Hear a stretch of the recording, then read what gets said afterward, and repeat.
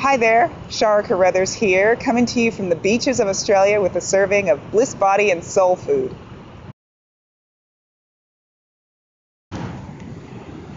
So according to Ayurveda, balance is your natural state of health. If you can imagine your body-mind as a set of scales, and at the point of conception, the scales will be set at an equal balance of the three vital energies of Vata, which is the energy of movement, Pitta, which is the energy of transformation, and Kapha, which is the energy of structure and cohesion. So this balance combination is what we refer to as your Prakriti, or your true nature. And it comes through in everything that you are and everything that you do, from the shape of your body and the texture of your skin, to your preferences for food, for people, for environments, and even for careers. Imagine life as this smorgasbord of experiences.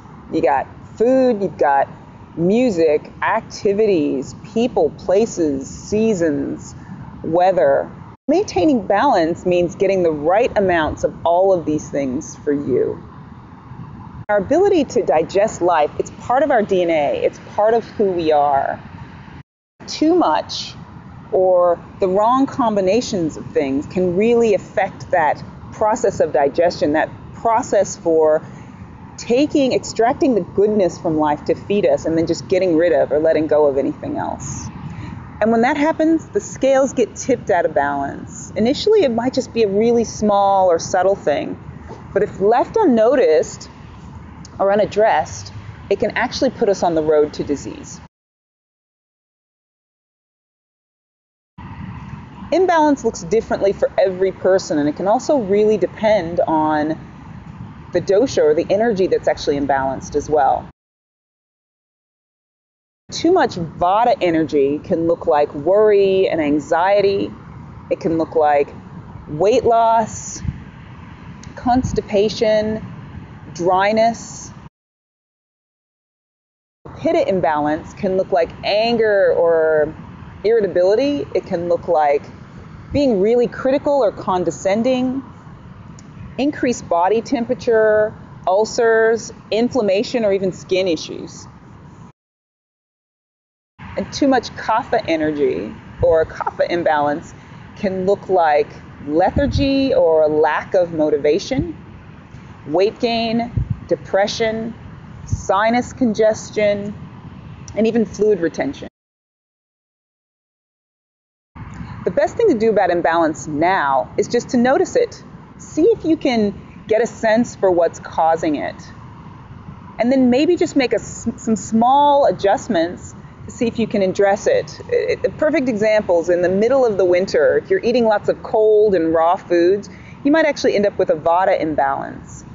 And making a really small shift, even just towards warmer foods, could actually end up addressing something like constipation or anxiety. Or in the summertime, if your work is really stressful and intense, you might end up with a Pitta imbalance.